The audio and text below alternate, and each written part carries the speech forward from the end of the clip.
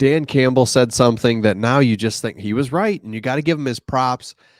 How many of us were just completely dogging this guy when we were 1-6, and the things that he was saying up in the at the podium, press conferences, where you're just like, oh, dude, come on.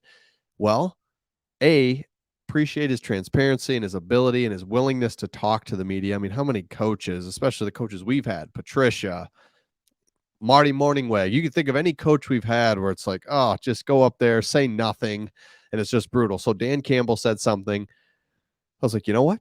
He was right.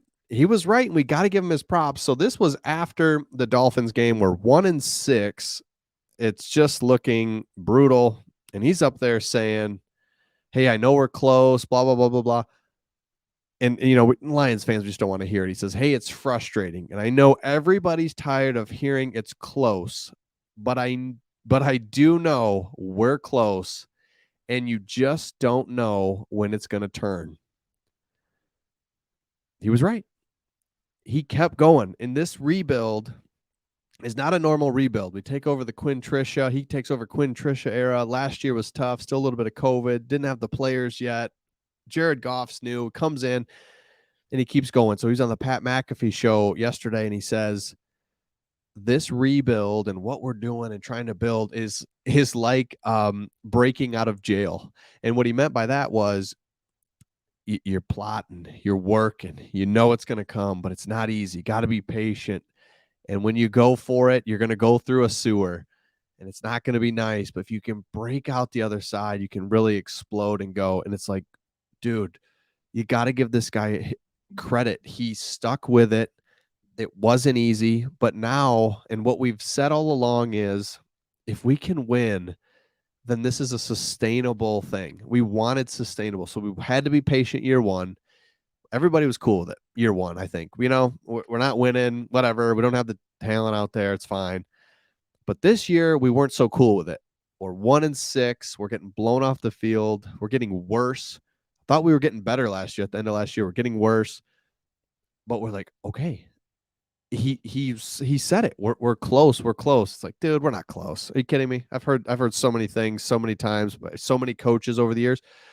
But we break through, and we've said it before, is that we wanted a sustainable rebuild. How many times, even in the Stafford era, where we would win games, we're winning games, but it was heroics by Stafford and sidearm throws and throwing it up to Kelvin, and you'd come away with a victory, and it was exciting and fun, and you take the victory. That's like, can you do that week after week? Just throw it up to Kelvin, or just Stafford come from behind, Prater 60-yard field goal.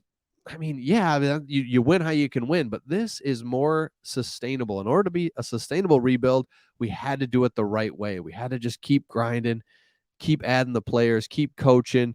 And look, we made some changes. We fired Aubrey Pleasant there. And then since then, defense has turned around, really settled things down, given us a chance. And then offensively, completely in a groove. We're getting healthy. All the things kind of come together at once. And now you're not only winning, but you're really controlling games. Dan Campbell's more in a groove. He's learning. And the most exciting thing, and I think why Lions fans are most excited, is Dan Campbell said it was close. We're now there. And you see a future of, well, shoot, Dan Campbell, our coach, Brad Holmes, our GM. You don't think he's going to keep adding talent? And we've got the resources and the draft picks to do that coming up this year.